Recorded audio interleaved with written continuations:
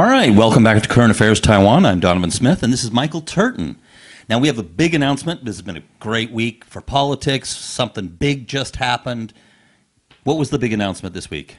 Foxconn chief, former Foxconn chief and multi-billionaire Terry Gou has decided to run as an independent No, he didn't. Do you know how long I practiced that? Hours. And I'd be willing to bet all of his staff had practiced for hours. Even one of his staff changed her her household registration to Taiwan, and they may even still run for legislators still talking about it. Oh. Yeah, no, I mean, everybody was blown off course by this. Kuo-yu was blown off course by this. Yeah, he had a few tart comments. Yeah. Quietly made, but tart. Yeah. So, yeah. I think the starting point for today has to be Nathan Baddo's analysis. Yep. You know, Nathan Baddo, a political scientist at Academia Sinica, runs the Taiwan election blog called Frozen Garlic. Fantastic awesome blog. Yep. Don't miss it. And he put out a long piece on Gou, basically saying Gou was expecting, as a businessman would, because when you're a businessman and you're offering a good deal, people will jump on board. And that was what Gou was going to offer. Hey, look, I'm better than Han Kuo-yu. That's obvious. And so you should be jumping ship, except that no one came over to him. Yeah. And so he must have been shocked by this, and also some China stuff we'll talk about in a bit, and probably a few other things about the amateurism and of the people that he would be working with and so on. But Donovan was explaining to me before the show that he didn't feel this was right. Not adequate, at least. I feel like maybe it was a small factor, but I really don't think he's that naive. And the reason I say this is that Terry Gou has been working with politicians. He's been around politics. He's been dealing with governments, government subsidies, all of this for decades. And so, and he's been interested in politics for quite a while. So, sure. I don't feel like he was that naive. That he expected all these people to suddenly jump out of the party to support him for an independent run, at least not publicly. So I don't feel like that as an explanation for why he pulled out. I don't feel that it's adequate. He may have been hoping for more people to jump out or some more support, but I don't think that by itself is the reason that he jumped out. Local speculation was pointing out that Han Kuo-yu, a lot of the media reported Han Kuo-yu.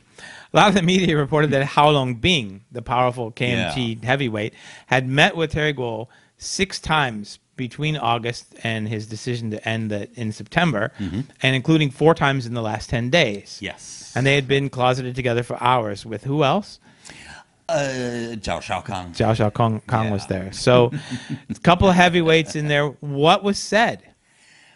We have absolutely no idea. Now, here's the thing that's interesting.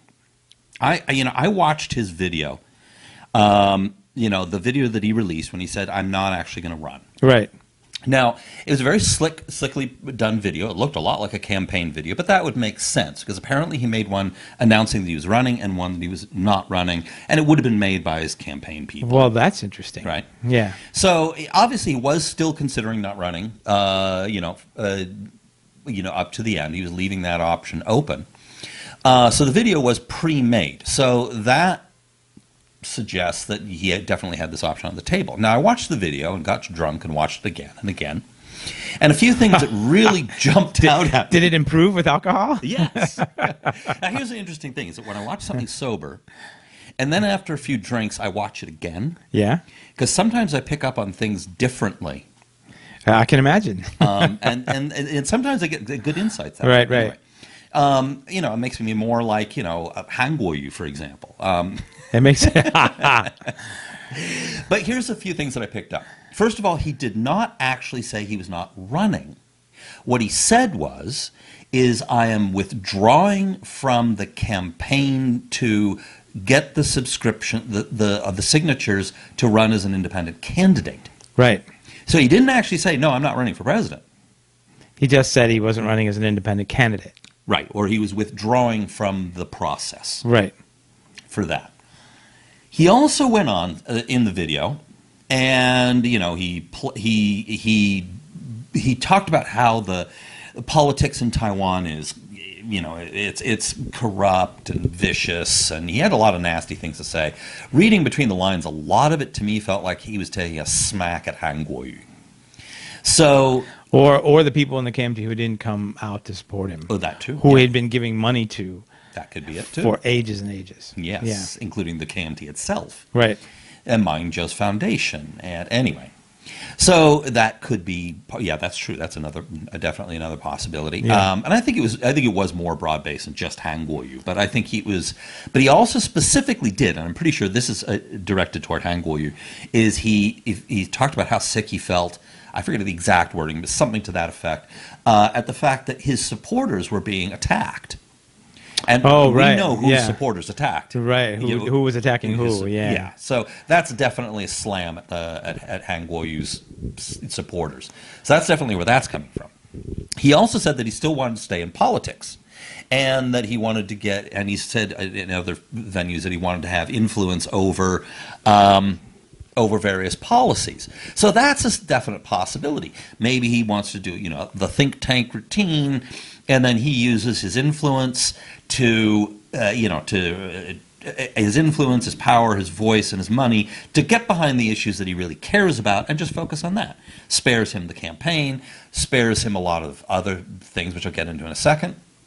But there's one kind of major flaw, I think, in that theory. And all the theories as to why he pulled up all seem to have some flaws. The flaw I find with this theory is that he's openly ruling out meeting with Wu Duanyi and Han Kuo-yu. Well, if you want to affect policy, you wouldn't want, using your influence to influence the major political players through this method. Why would you not meet with the chair with major political players? Right. So there's that. So now he met with, and so then there's the theory that maybe he pulled out because there's dirt on him. Maybe that's what happened in the Halong Bin meeting. Maybe the KMT came to him and said, "We've got some dirt on you." It doesn't take 6 meetings to say that. Exactly. So there's the problem with that coming from the KMT You side. don't even need to have. Why would you have a meeting to say that? Right. Exactly. You'd send a go-between who would drop a hint. Right. Nice factories you got there, Terry. Yeah. That sort of thing. And, so maybe there's something that he had that he didn't want to put his family through or something like that he was tipped off. But it doesn't sound like if that was the case that it was coming from the KMT. And the thing is that he's already got a lot of dirt out there. Right. So It's I all public feel dirt. like, again, that's why I'm not feeling that theory, at least by itself, is it either. So let's get back to the Halong Bin meeting. Okay. So the Halong Bin meetings with him, that's a lot of meetings, and 4 meetings in the last 10 days, including one on the day he pulled out. Yes. 2 Now, hours. That is interesting. So what's going on here? Well, there's 2 possibilities immediately jump to mind if we're not going to go with the scandal threat theory. I don't buy that. I don't think so either. So one possibility is that somehow he was able to convince him that it's in the interests of the nation and the interests of the party that he has loyally been a supporter of for a gazillion years, made the case, and genuinely won him over. Now, what's the problem with that? Apparently, some of his officials, or somebody was in the meetings, said that basically that Terry Gou came out and said, "Oh, I could just completely don't trust Wu Duanyi." We already know that he doesn't like Han Kuo-yu. So again, that doesn't feel like a very solid theory either, does it? But he does. But he is a longtime supporter, so it's possible. But again, all of these theories, they're possible, but they feel like not quite right. So another possibility. Another possibility is from the Han Kuo-yu meeting from the Halong Bin meeting, the former Taipei mayor, is that he actually met with him with a different message than what Wu Duanyi might have intended to give him. Exactly. And that meeting, that could be something along the lines of, look, a lot of us, we think we're going to have to dump Han in a couple of months. You came in second. maybe we dump him. We don't like Han Kuo-yu. Let's dump him, and we're gonna work behind the scenes to try and bring you in. Now, I don't consider the fact that that his office came out saying that, oh, he won't run under any party, including the PFP or the KMT. I don't buy that. That's not important. No, all the politicians here wait until they're begged. Right, exactly. The begging is part of the process. It's political theater. Yeah, it is. So he's going to wait until he's begged if he has plans to run for another party. Yeah. Yeah. So there are some, and there's one other thing that I found very interesting is that the KMT website talked about that Hao Longbin met with him and he pulled out, and they basically were saying that they were giving Hao Longbin, who's the vice chairman, by the way, of the KMT. One of 6, right? Something like that. Yeah. And so they're giving credit to him, but Hao Longbin was very like, oh no, I had nothing to do with him pulling out. And he's as you were noting, he's self-effacing. He is self-effacing. Yeah. But he didn't seem to be giving much credit to the party or anything that would sound like he wanted. It almost felt to me like he didn't want to be associated. Like he specifically didn't want to be associated with him. With Guo's decision to drop out. Right. In other words, if there's a dump, Dan Han the Cabbage Man movement, he doesn't want to look like he was part of that. He was part of that early, and that they were conniving and scheming against their own party. So let's take this to the next step. He's put Guo out there, right, saying, just rest a minute, and then in a month or two, we'll pick you up when we get rid of Han. So what if he's screwing Guo, saying, you rest a minute, and then, oh, sorry, Terry, we decided not to replace Han. Better luck in 2024. Now, that's also a possibility. But there's some problems with both of these theories as well. Yeah. Both of them know that dumping Han, they've got to know that dumping Han is going to be tough. He's got such fervent supporters.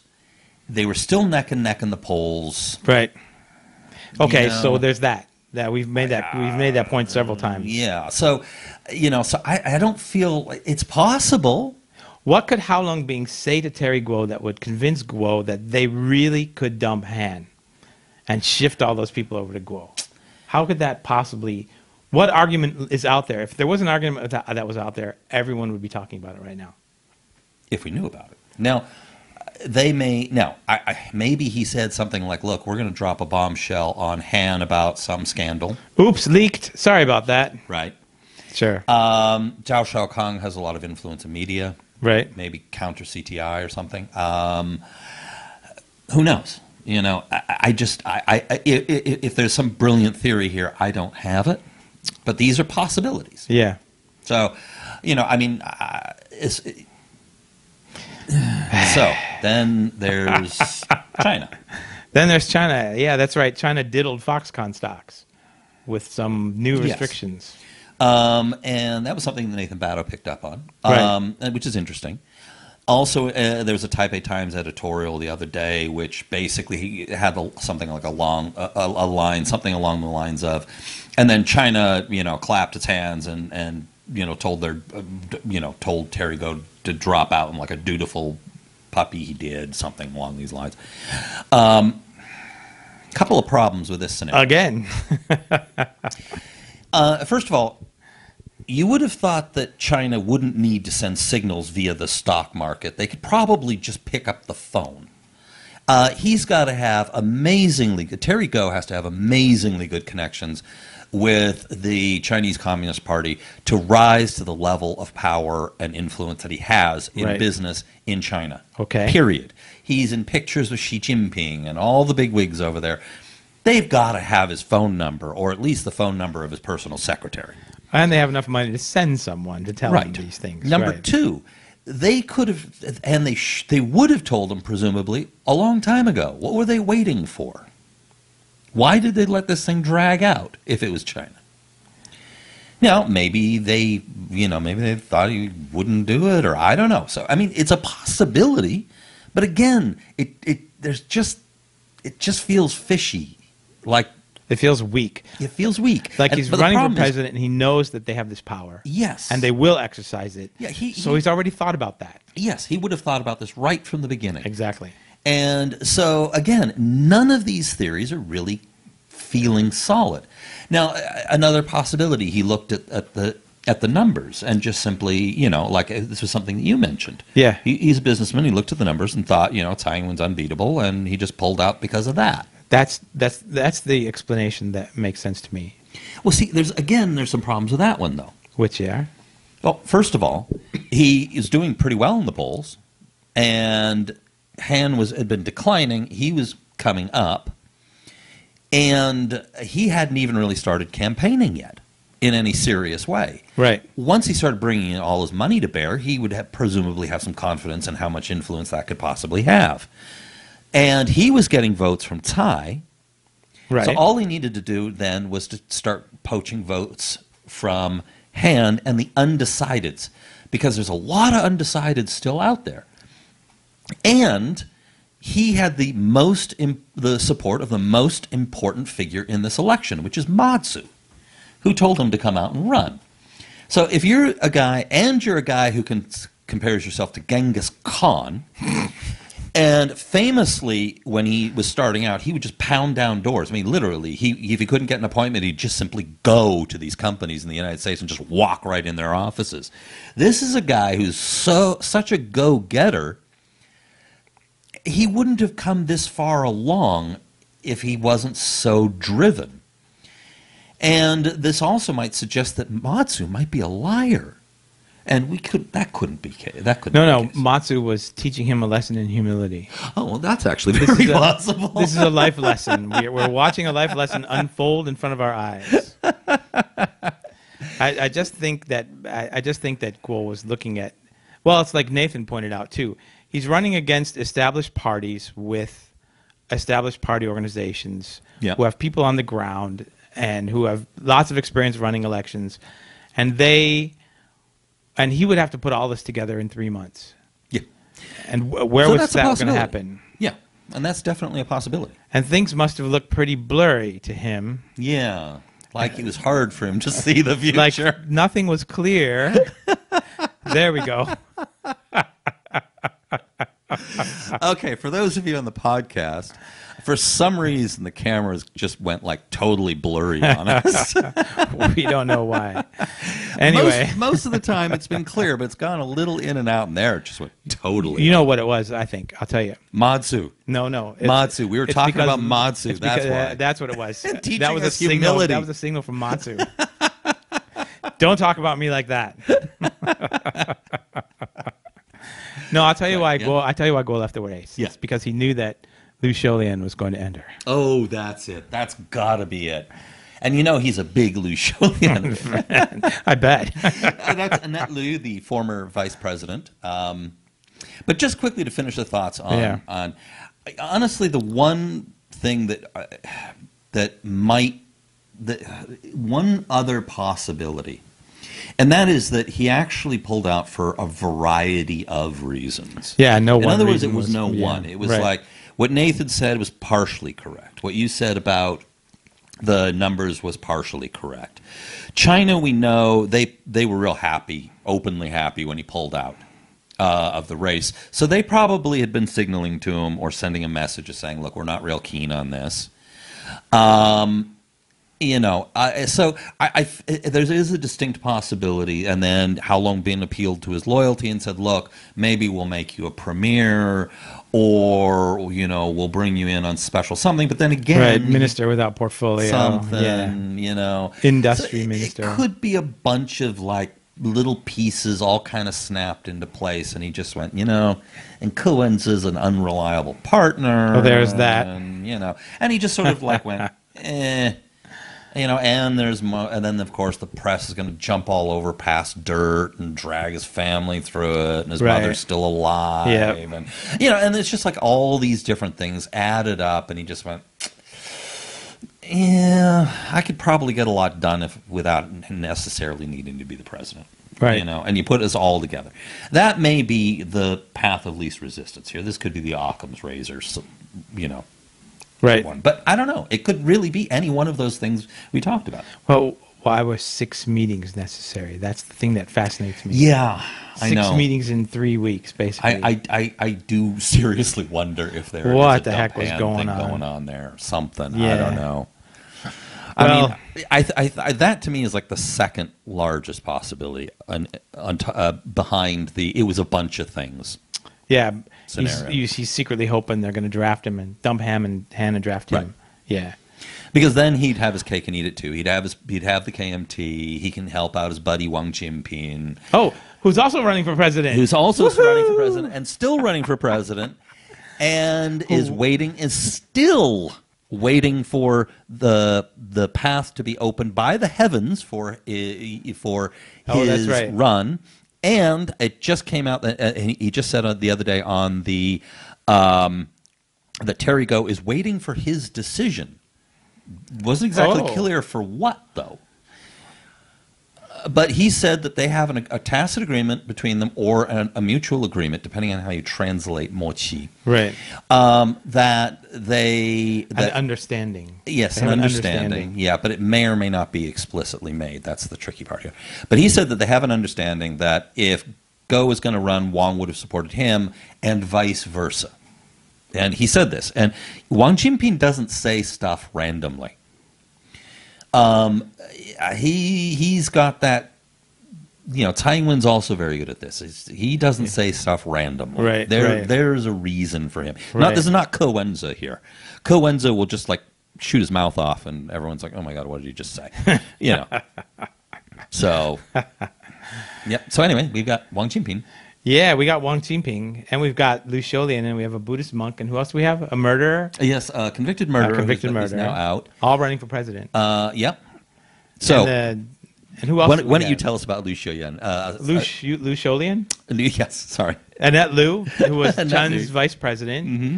and she had been a hero of the democracy movement. Yes, she tortured in KMT jails. Yep. And then she became the Taoyuan county chief. And by all accounts, she did a great job. Did a creditable job. Yeah. She was a pioneer in feminist movements. Yes. She claims to be like the first or something along these lines, something like that. But anyway. But then when she became vice president, another side of her was revealed. Mm-hmm. She had she said that AIDS was God's punishment on gays. Mm-hmm. And then she reiterated she's never drifted away from that position either. No.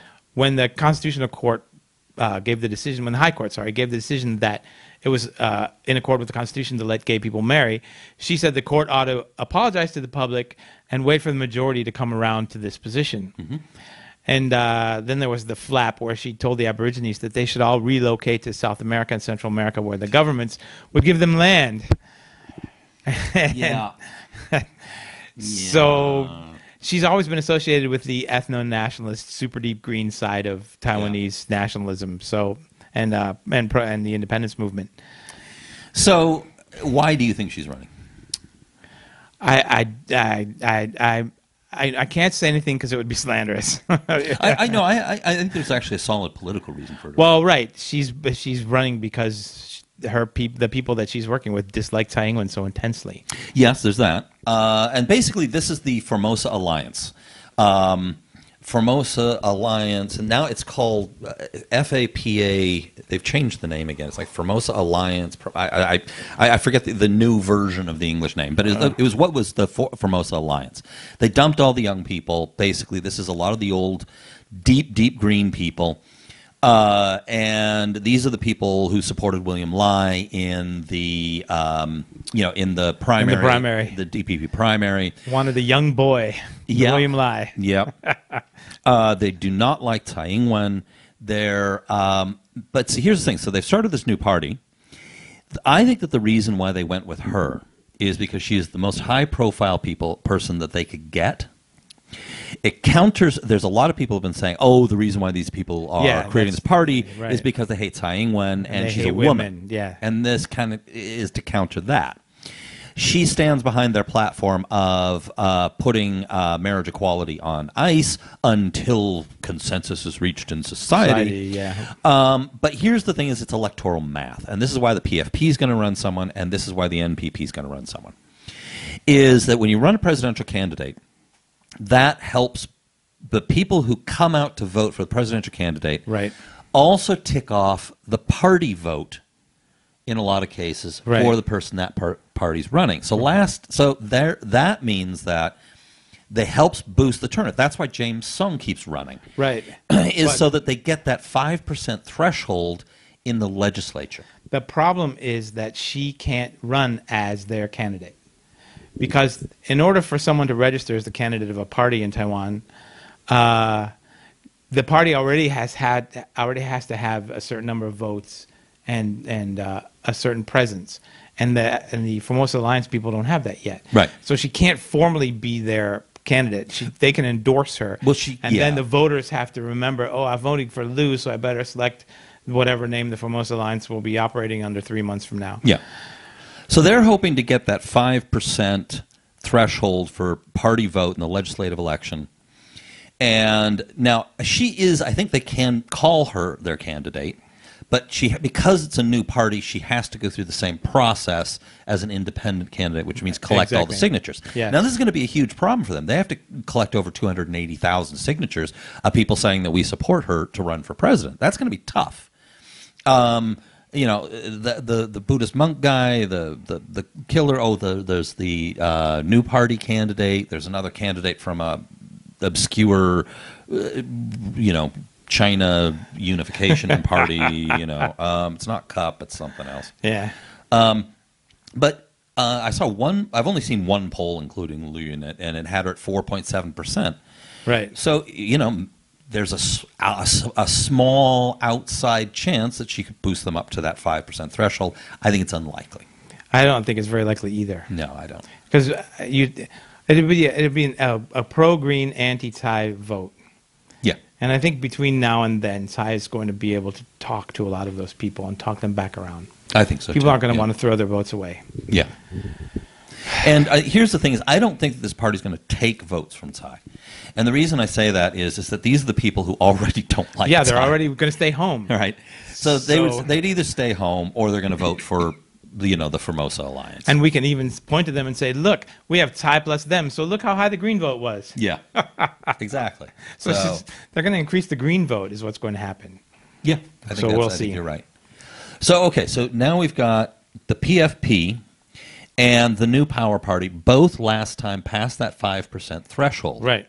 Now, that gives them two things. One is it means that they could they could get party list seats in the legislature. Correct. And if they pass if they have 3 or more legislators, they can form their own caucus. So that's one of the big bonuses. The other big bonus is it means that next time around, if you want to run a presidential candidate, you don't have to do it on the September deadline like the independent candidates. You can do it you can submit your paperwork for your official candidate on November 22nd.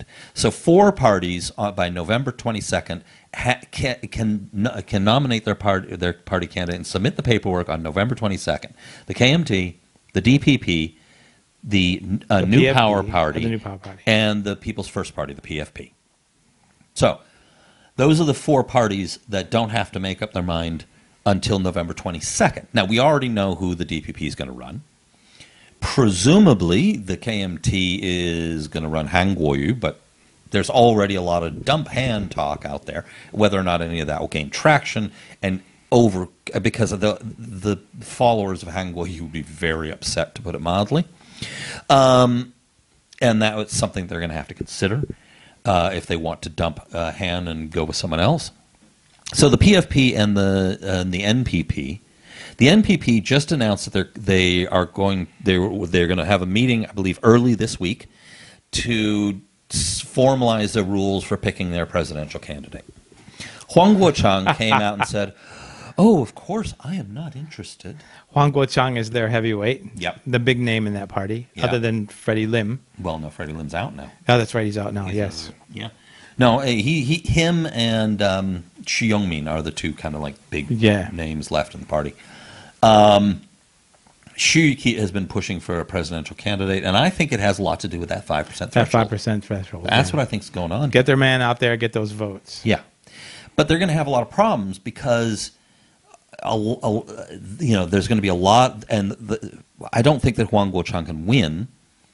It's a very long shot because a lot of people are just going to simply go, a vote for him is a vote for It's a the vote for KMT. Han Kuo-yu, yeah. Yeah, it's a vote for go for Every vote that's not for Tsai Ing-wen is a vote for Han Kuo-yu, Yeah. basically. And a big chunk of the supporters of the NPP, I don't think they hate Tsai as much as there's some of them do, but I don't think they hate Tsai as much as actually the Formosa Alliance people. But there's still a lot of people in the NPP. There's still the party itself is still struggling over whether it wants Yeah. to be thought of as a green party, and so people might not want to vote Tsai or support her just because they don't want to look that way. Look Yeah. like they're the little green party, Yeah. which logic much. So then that brings us back to Terry Gou. If there's not a dump, because the other party that could run him, and it would make a lot of sense for them to pick him, is the PFP. Yeah. Now, this has always been James Sung's baby, but James Sung is a perennial loser. Yes. He's very old now. Yes.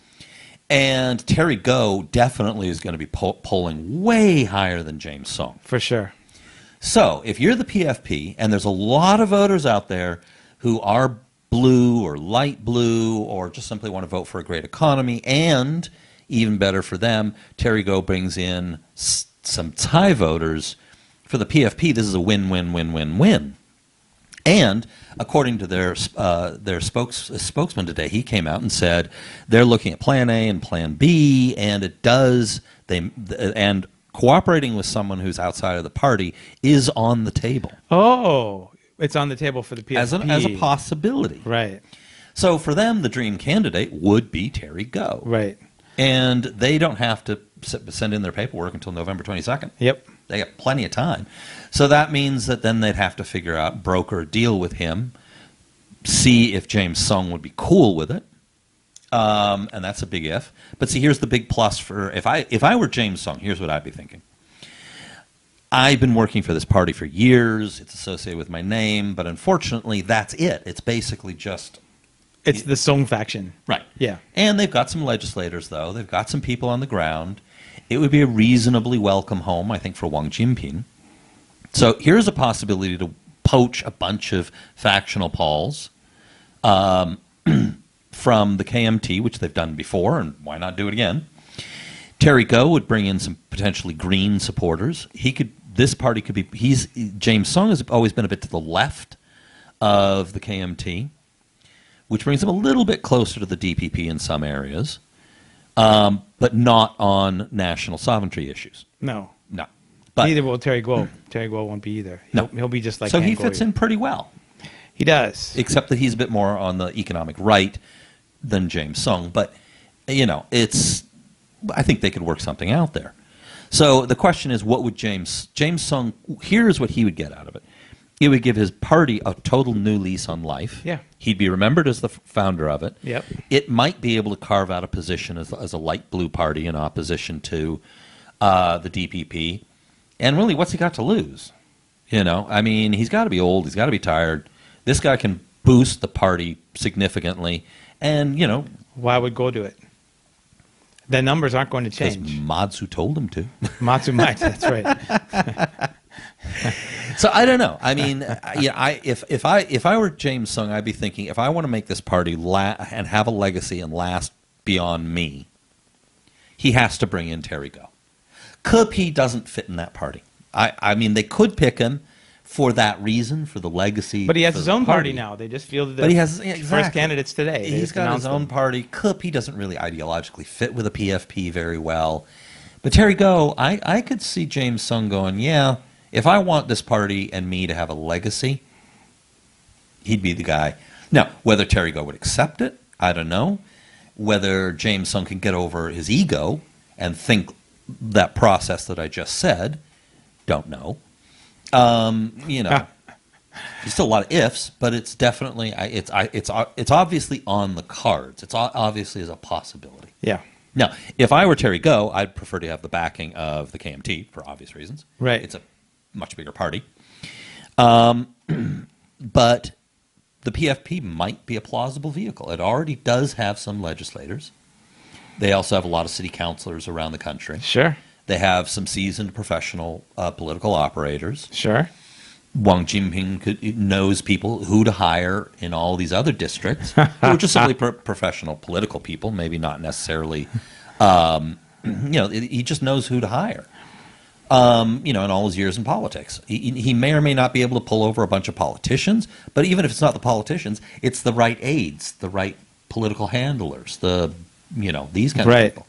And, so it could be, there's something of a platform there for Terry Gou if he wanted to use it.